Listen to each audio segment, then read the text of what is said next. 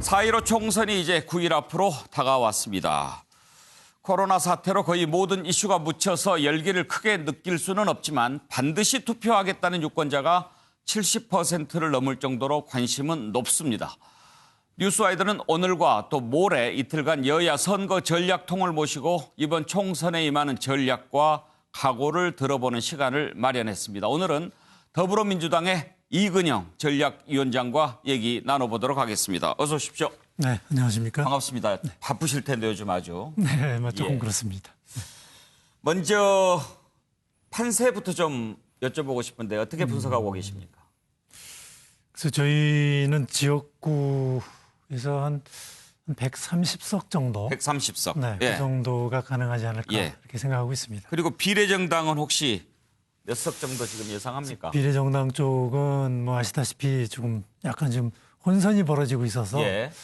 현재로서는 뭐 예상을 하기는 좀 어려울 것 같고요. 예. 이따가 또 말씀드리겠지만 저희가 참여하고 있는 그 유일한 비례연합정당인 더불어시민당 거기가 저희가 유일하게 같이 하고 있는 참여하고 있는 정당이라고 하는 거를 좀 더 많이 알려내는 게 지금 하나의 과제로 되어 있습니다. 예, 그래야 그쪽에서도 많이 나올 거다. 네. 예, 그 비례정당 얘기는 조금 이따가 여쭤보기로 하고 대체로 보면 지금 이제 9일 앞으로 다가왔잖아요. 네. 여당이 좀 죽는 소리를 하고 야당이 좀 큰 소리를 내고 대체로 이런 패턴이었는데 지금 보면 민주당 그러지 않는 것 같아요. 좀 자신감이 있어 보이는데 이유가 있습니까? 특별히 뭐 자신감이 있는 건 아니고요. 그래요? 네. 뭐 한 130석 정도 가능하지 않을까 하는 정도의 전망을 하고 있는 상태입니다. 혹시 지역별로 구체적인 지역구는 좀 곤란하지만 여기만큼은 꼭 우리가 이번에 이겨내고 싶다 하는 지역이 있다면 어느 쪽입니까? 대체로 수도권 쪽에서 이번에 좀 저희가 이전보다 더 의석을 좀 추가할 것으로 뭐 예상 내지 기대는 되고 있는데 지금 말씀하신 대로 특별한 지역을 좀 꼽자면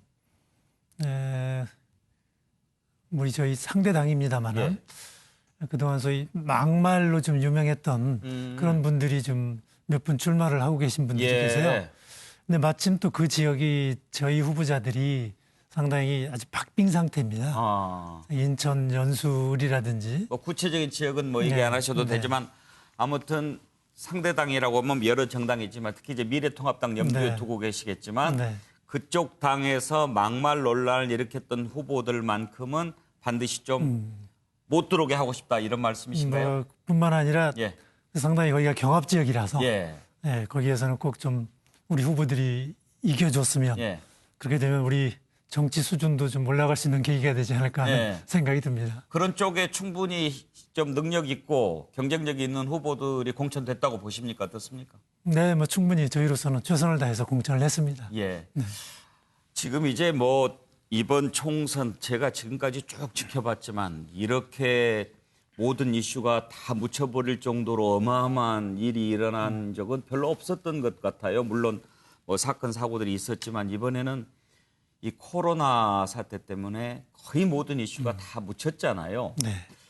이게 여당 쪽에서 봤을 때 전체적인 선거 유세라든지 또 전략이라든지 도움이 된 것 같습니까? 손해를 본 것 같습니까?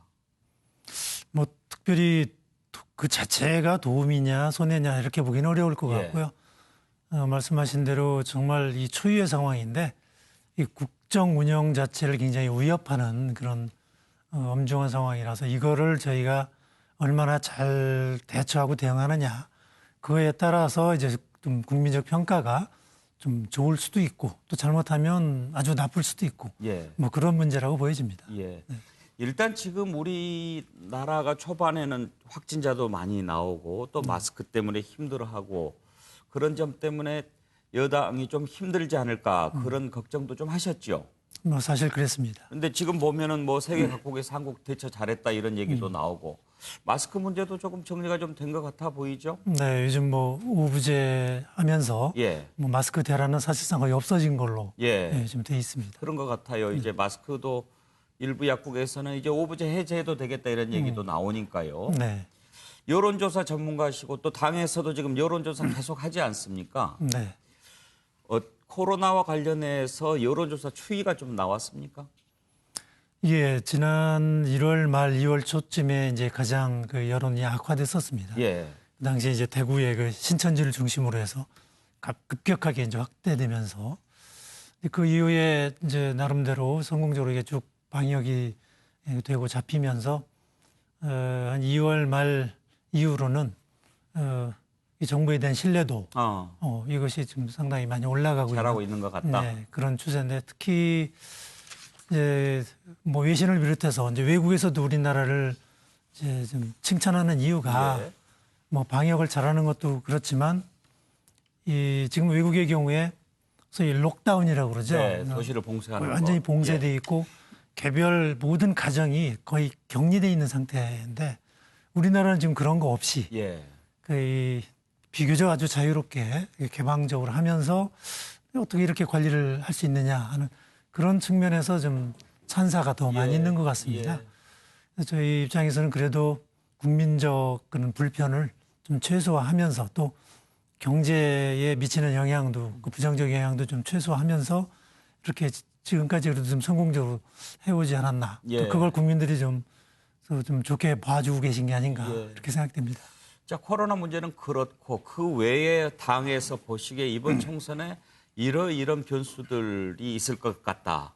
나름대로 분석하셨을 텐데 일단 야당은 아무래도 뭐 정권 심판 얘기하면서 경제 실정 이런 부분 많이 공격하고 있습니다. 네. 어떤 변수들을 생각하십니까?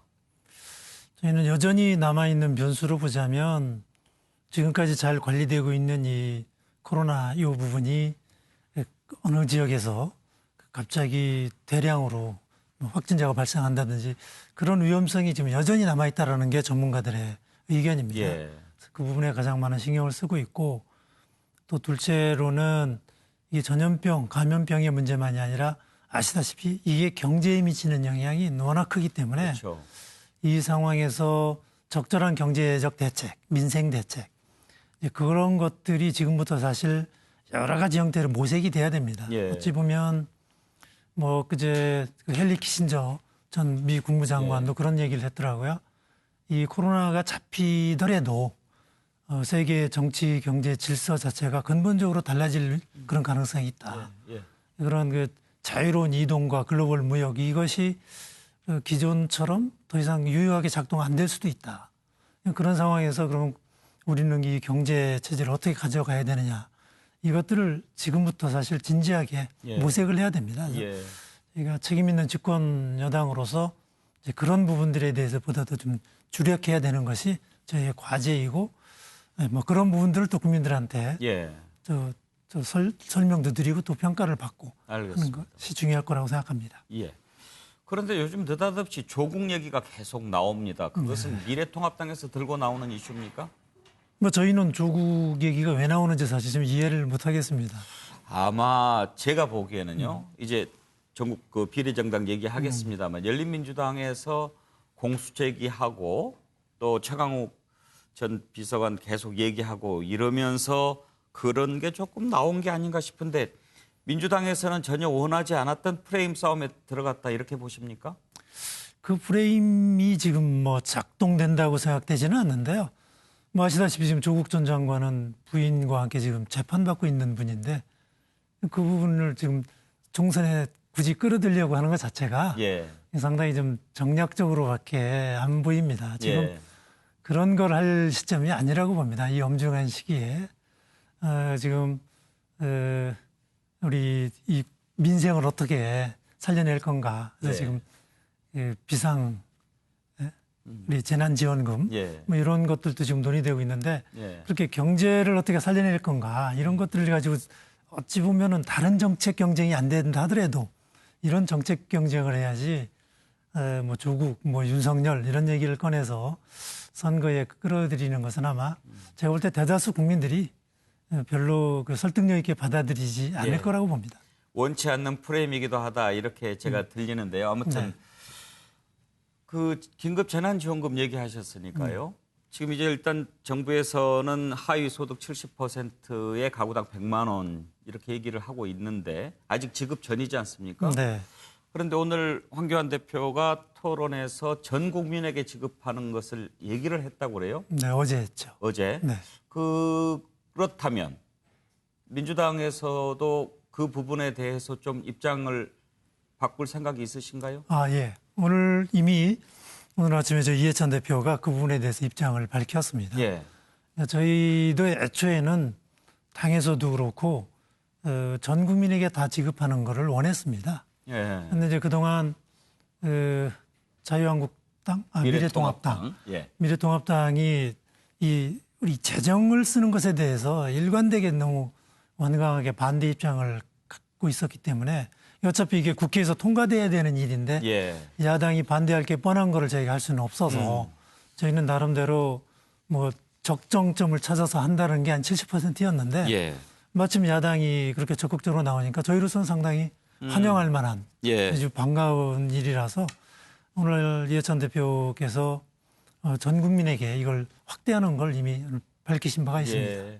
미래통합당이 반대해서 우리가 전 국민들에게 다 주자는 얘기를 못했던 거지 미래통합당이 반대만 안 한다면 전 국민에게 다 주는 것 마다할 이유가 없다 이런 말씀이시죠? 그렇습니다. 뭐 기존의 미래통합당은 저희가 70% 주는 이 부분에 대해서도 포퓰리즘이다라는 말은 뭐 비교적 점잖은 공격이었고 무슨 매표 행위다 뭐 이런 식으로 공격을 불과 엊그제까지만 해도 했었거든요. 예. 다행입니다. 지금이라도 그렇게 입장을 바꿔주는 것은. 예.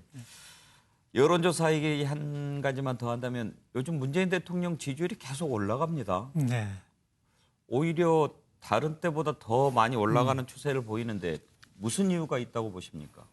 뭐 앞서 뭐 이미 말씀이 많이 나온 것 같은데 이 코로나에 대한 이 대응이라는 게 단순히 이 감염병을 예방하는 문제가 아니라 어찌 보면 이게 국정 운영의 하나의 총합적인 실력이거든요.